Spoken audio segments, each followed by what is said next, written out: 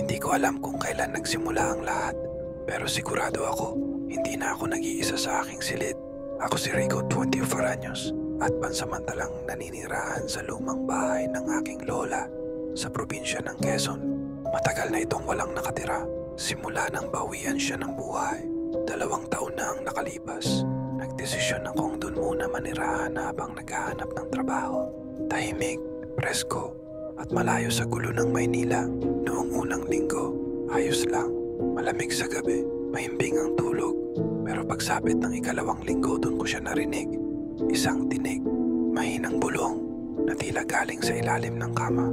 Rico, tulungan mo ko. Akala ko kuni-kuni lang, baka antok lang o baka hangin.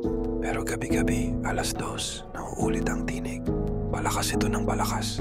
Nandito ako, sa dilim. Minsan sinisilip ko sa ilalim ng kama. Walang tao, pero amoy mo ang luma at basang kahoy. Parang may bagay na nabubulok. Isang gabi, hindi ko na matiis. Dala ang flashlight. Tumingin ako sa ilalim ng kama. Wala. Ngunit pag-angat ko ng ulo sa salamin sa tapat ng kama, may nakita akong refleksyon. Isang babae. Mahaba ang buhok, duguan ang mukha at putol ang mga daliri.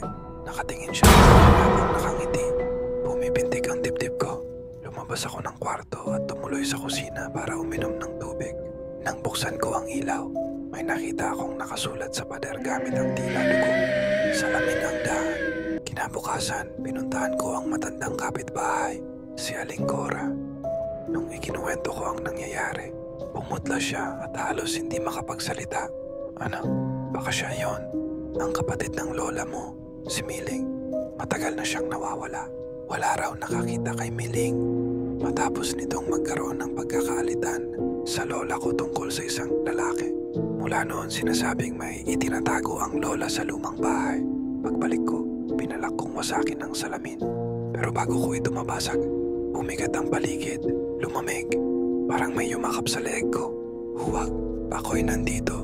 Napitiwan ko ang martilyo at bigla na lang akong natulala. Para akong ginulong sa sarili kong katawan. Nakikita ko ang paligid, pero di ako makagalaw. Lumingon ako sa salamin, at sa halip na sarili ko ang makita, siya na ang nasa refleksyon, si Miling.